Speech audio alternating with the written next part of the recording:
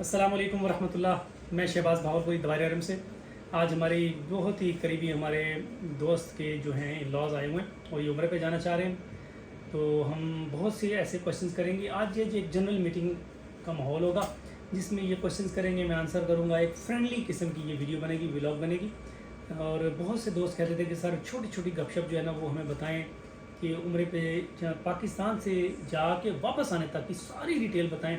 Documents کیا کیا لے کے جانے ہیں, کون کون سی چیزیں ہوں گی, ایئرپورٹ پہ کسی قسم کی پریشانی نہ ہو پاکستان ایئرپورٹ پہ. پھر اس کے بعد جدہ ایئرپورٹ پہ کوئی مسئلہ نہ ہو. پھر مکہ میں جب چیکنگ کرنا ہے, ہوٹل ملنا ہے.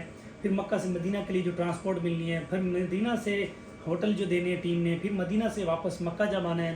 پھر مکہ سے جب جدہ ایئرپورٹ پہ آنا ہے. پھر جدہ سے جو ایئر لائن آنی ہے, ٹکٹ وغیرہ, ٹکٹ کی ٹائمنگ کون بتائے گا, اگر فلائٹ آگے پیچھے ہوگی کون انہیں آگاہ کرے گا, بتائے گا.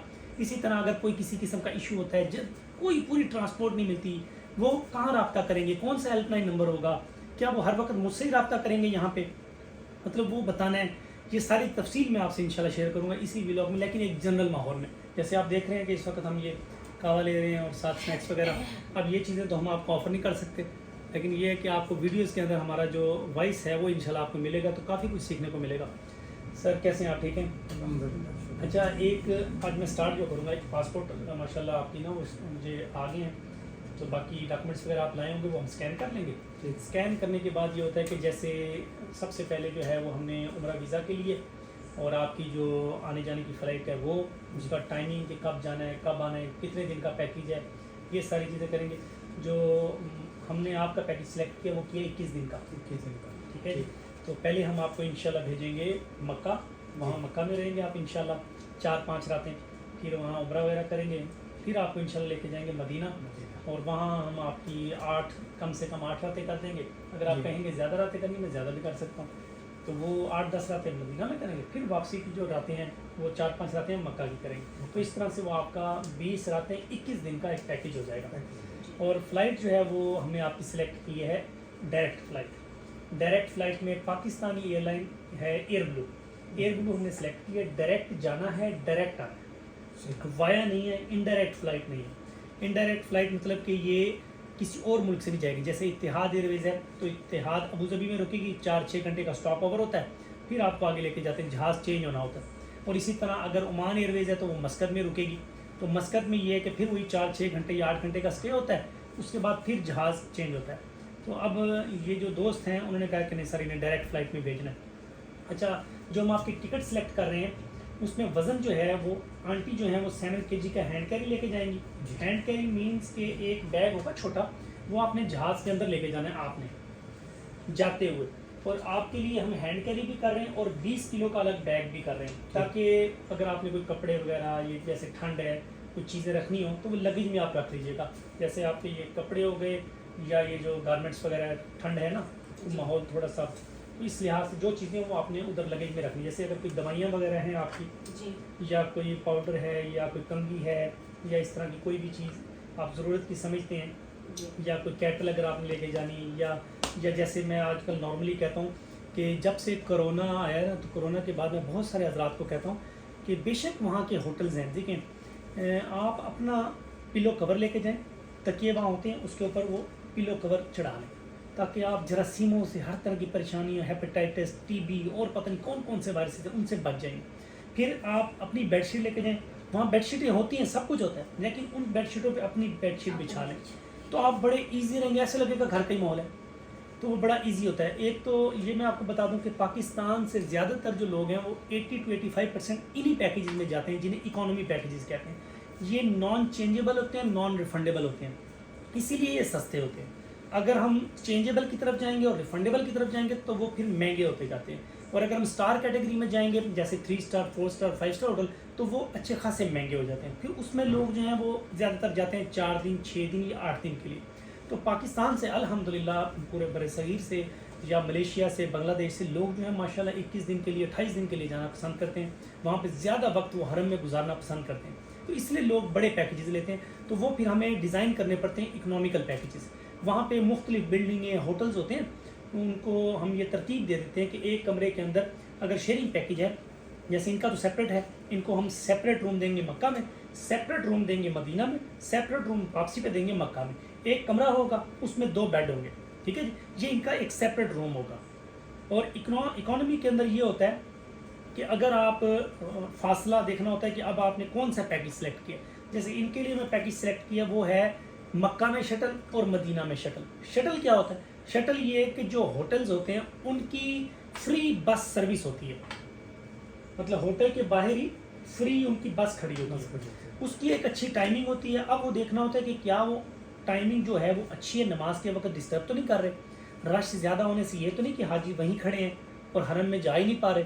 وہ یہ ہوتا ہے کہ جیسے ہم نے ان کا ہے تو اکانومی ہوٹل، لیکن مکہ میں ہم نے ان کا ہوٹل کر دیا 4 سٹار.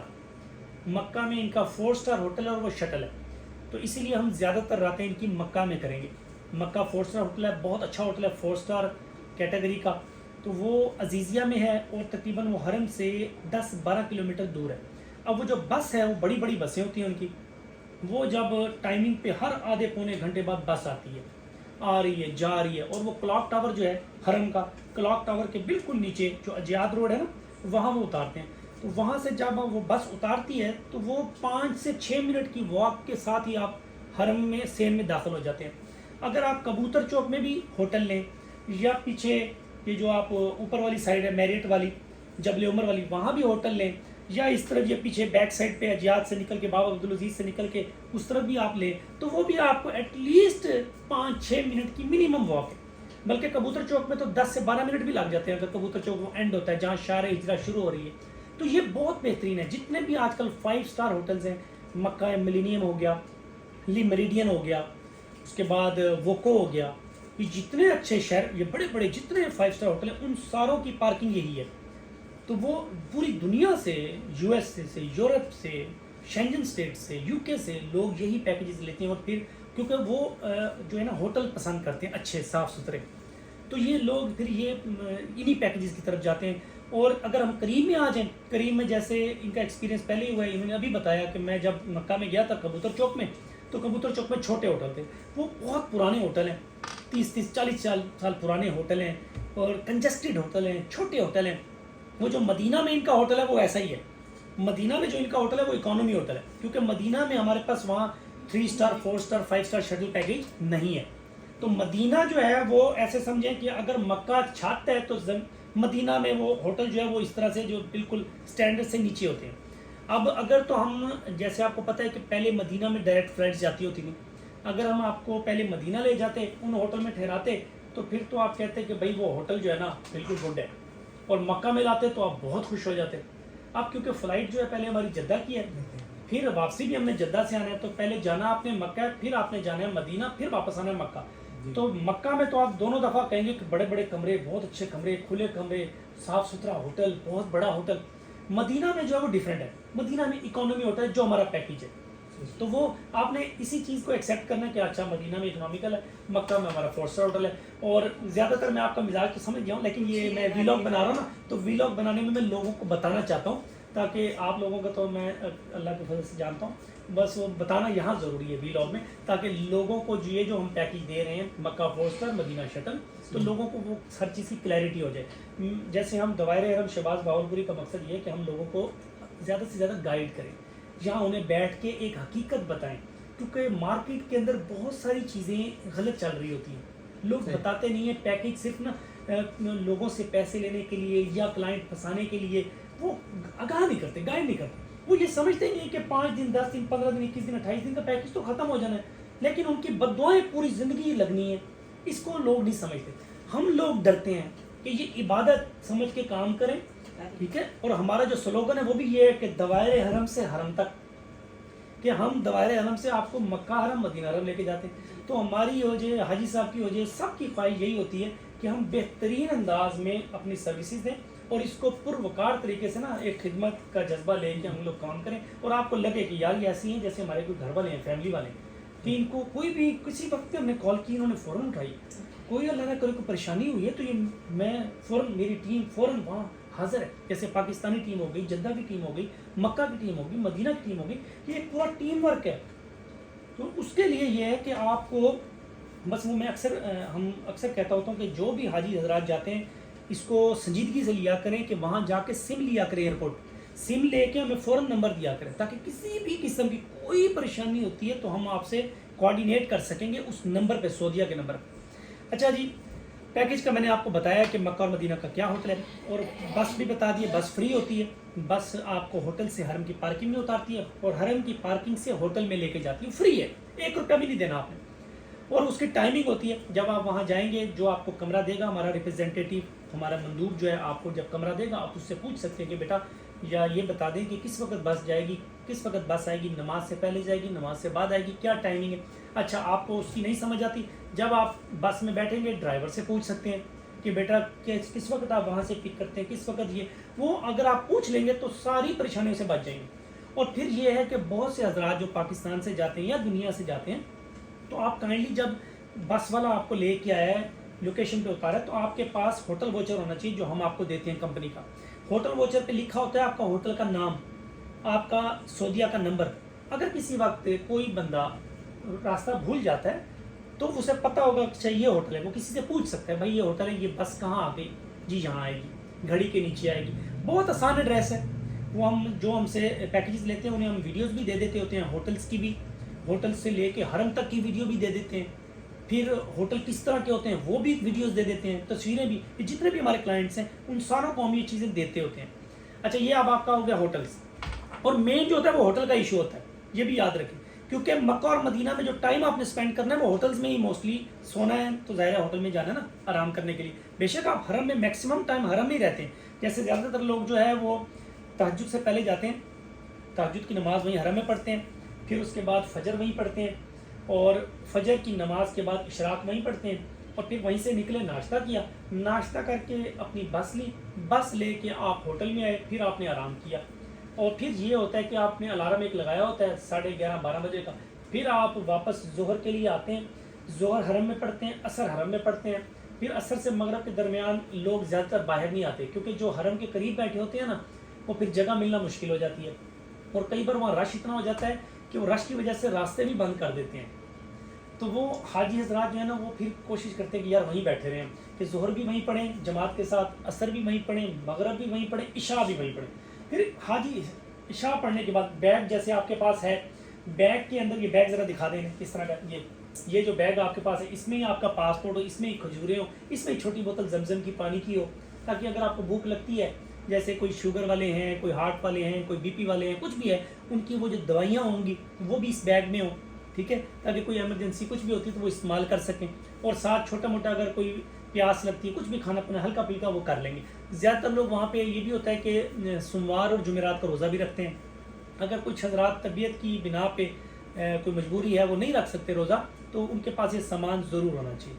باقی یہ ہے کہ اکثر یہ بھی ہوتا ہے کہ جوتیاں وغیرہ وہ اکثر لوگ کہتے ہیں کہ سر وہاں رش ہوتا ہے جوتیاں رکھتے ہیں ہم بھول جاتے ہیں تو وہ پتہ ہی نہیں چلتا، جوتیاں نہیں ملتی، وہ رش اتنا زیادہ ہوتا ہے کوئی جوتی آپ کو اٹھا کے نہیں لے جاتا، وہ کئی بار صفائی والے جو ہیں وہ بھی کہیں ادھر ادھر کر دیتے ہیں، تو وہ چھوٹی چھوٹی چیزیں ہوتی ہیں، وہ آپ کو آئیڈیا ہو جائے گا جب آپ جائیں گے نا تو آپ کو پتہ ہوگا کہ جوتی میں نے اپنے بیگ میں رکھنی ہے یا جوتی میں نے کہیں اور رکھنی ہے کیسے، وہ آپ وہاں جا کے خود ہی سیکھ لیں گے۔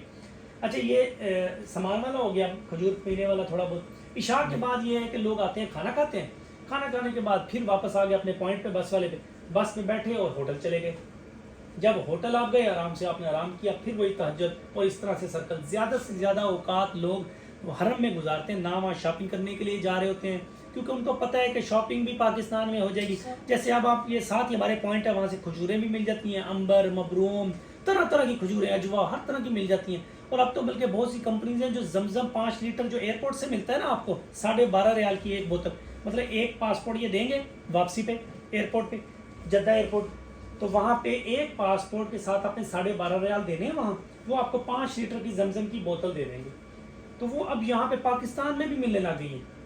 تو مطلب کہ زیادہ بوجھ نہ ڈالیں اپنے پر، سامان کم سے کم لے کے جائیں تاکہ آپ کو کیری کرنے میں مشکل نہ ہو۔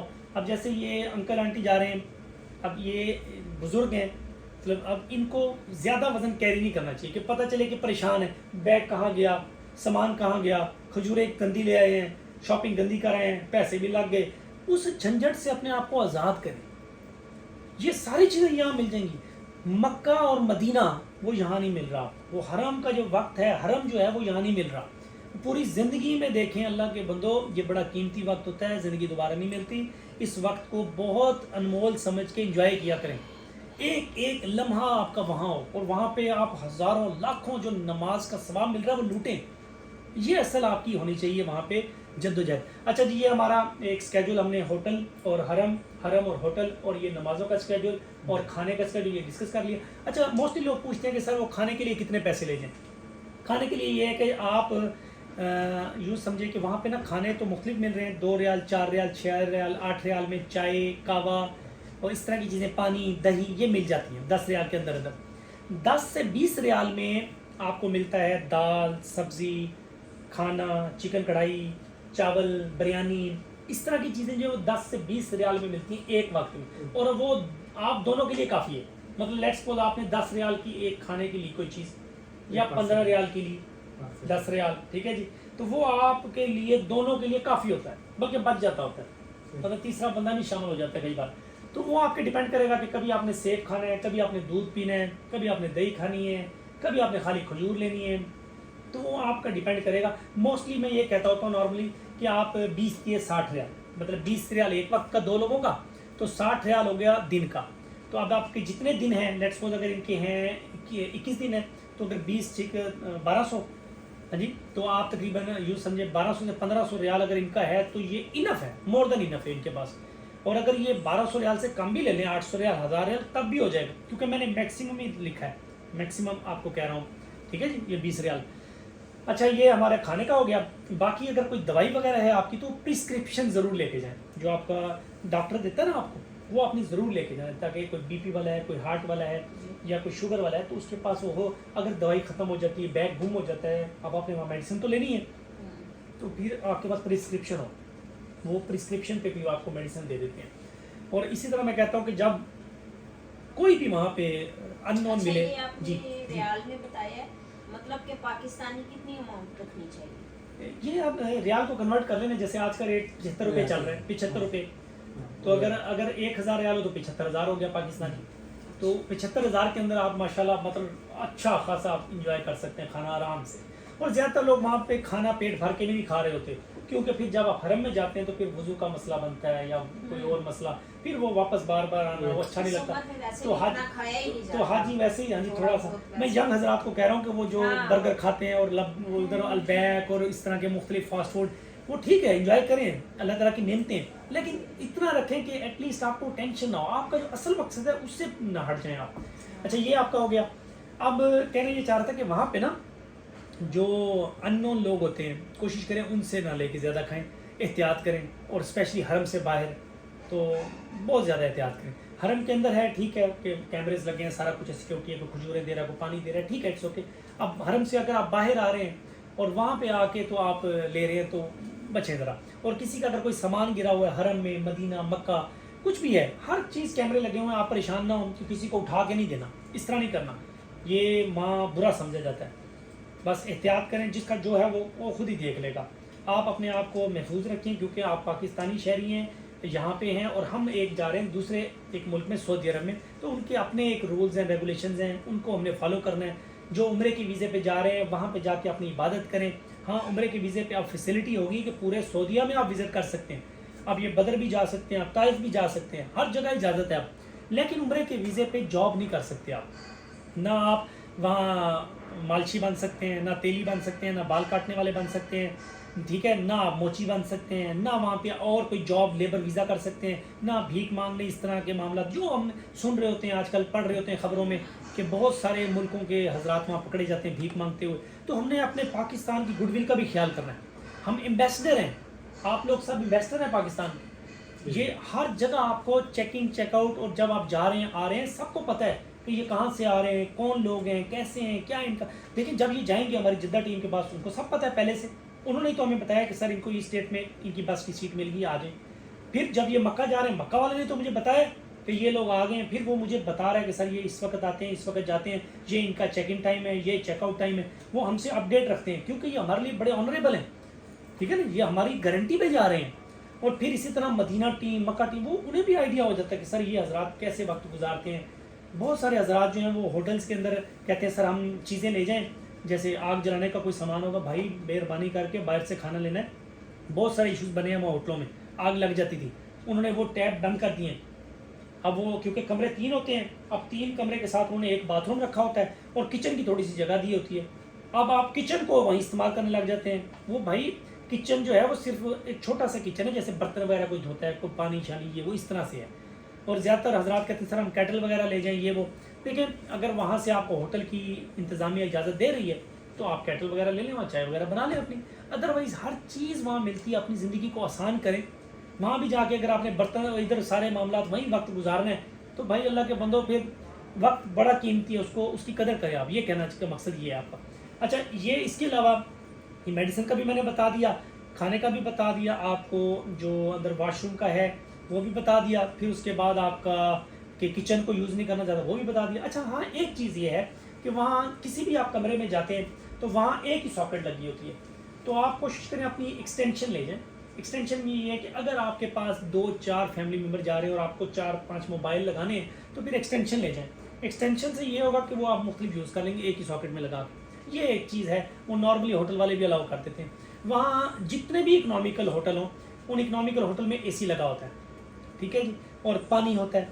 اس کے بعد بجلی ہے، کوئی ایشو اگر وہاں پہ اے سی کا ہوتا ہے، بجلی کا ہوتا ہے، پانی کا ہوتا ہے، کچھ بھی ہے تو نیچے ہوٹل کے کاؤنٹر پہ جائیں، ان سے جا کے کہیں کہ سر یہ پرابلم ہے، سالو کر دیں. اگر آپ کا کوئی بندہ وہاں نہیں سنتا، کوئی بات نہیں سنتا، جو ہم آپ کو ہیلپ لائن نمبر دیں گے اپنے ٹیم کا، اس کو آپ رابطہ کریں. اگر وہ بھی آپ کی بات نہیں سنتے آپ فوراً وائس میسج کریں، ہم سے رابطہ کریں کہ سر یہ ایشو وہاں پہ سالو نہیں ہو رہا، ہم بڑے ڈسٹرب ہو رہے ہیں. جیسے جینون ایشوز ہوتے ہیں بہت سارے، آپ گئے ہیں وہاں پہ بیڈ ٹوٹ گیا ہے یا بیڈ ٹوٹا ہوا ہے، ظاہر ہے آپ نے سونا بھی تو آرام کرنا ہے، اب آپ ہمیں بتائیں. اسی طرح پانی نہیں آ رہا، سنک خراب ہو گیا ہے، سنک وضو کرنے کے لیے وہ خراب ہو گیا ہے، کموڈ کا بٹن خراب ہو گیا ہے، وہ آپ ہمیں بتائیں. یا اس طرح آپ کی شٹل سروس، بس والے بندے جو ہیں وہ کوآپریٹ نہیں کر رہے، ان کا ہمیں بتائیں. ٹھیک ہے، یہ ساری چیزیں جینون ایشوز ہیں، یہ آپ نے ہمیں بتانا ہے. اگر آپ وہاں خاموش ہو جائیں گے تو ہمیں کچھ پتہ نہیں ہے، ہمیں کچھ پتہ نہیں. ہم تو سمجھیں گے کہ حاجی خوش ہیں، حاجی اپنی عبادت میں لگے ہوئے. حاجی کو جو ایشو ہے وہ ہمیں کنوے کرے، پھر ہم اس کو سارٹ آؤٹ کریں. یہ چیزیں بڑی امپورٹنٹ ہیں. اچھا جی، اب ڈاکومنٹس میں نے آپ کو بتا دیے کہ 1 ایئر ویلڈ ہونا چاہیے پاسپورٹ آپ کا. ٹھیک ہے جی، وہ عمرے ویزے لگانے کے لیے اور ٹریول ہونے کے لیے ڈیٹ آف ٹریول سے 1 سال تک ہونا چاہیے. اور پاسپورٹ جو ہے جتنے بھی آپ کے پاسپورٹ ہیں، پہلا ہے، دوسرا ہے، تیسرا ہے یا چوتھا ہے، جتنے بھی ہیں وہ سارے آپ نے ساتھ لے کے جانے ہیں ایئرپورٹ سے. کیونکہ ایئرپورٹ والا آپ سے، امیگریشن والے پوچھ سکتے ہیں کہ سر کتنے پاسپورٹ ہیں آپ کے، دکھائیں. لیٹ سپوز کسی کے 3 پاسپورٹ ہیں، وہ تینوں لے کے جائیں. کسی کے 5 پاسپورٹ ہیں، 5 لے کے جائیں. یہ بڑا امپورٹنٹ پوائنٹ ہے. اکثر لوگ آخری بار لے جاتے ہیں، باقی گھر رکھ جاتے ہیں، وہ بڑے پریشانی کا سامنا کرنا پڑتا ہے انہیں امیگریشن میں. اچھا، یہ پاسپورٹ ہو گیا آپ کا valid. I D card valid ہونا چاہیے، فرنٹ بیک اسکین کر کے آپ نے ہمیں دینا ہے. ایک بلو بیک گراؤنڈ فوٹو ہونا چاہیے پاسپورٹ سائز، جو آپ کے ویزے پہ لگے گا. ٹھیک ہے، اگر آپ کے پاس بلو بیک گراؤنڈ پک نہیں ہے تو ہم وہ پاسپورٹ والی جو ہے وہی پھر وہاں لگا دیں گے ویزے کے اوپر.